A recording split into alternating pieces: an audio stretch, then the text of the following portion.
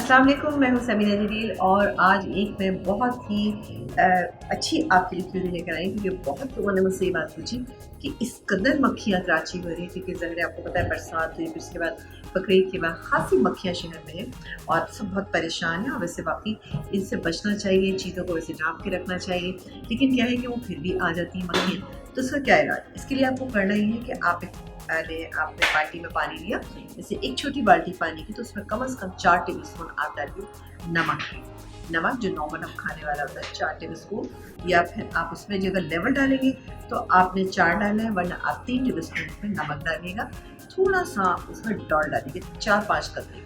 उसके बाद अच्छी तरह उसको मिक्स कीजिएगा, पूरे घर में आप उसका पोछा लगवा दीजिए। तो आप देखिएगा कि आपके घर में मक्खियाँ कम से कम तर आएंगी। अगर जो 80% आती है तो फिर इंशाल्लाह 10% होगी, जो मेरे ख्याल है आप उसको काबू में कर सकते हैं।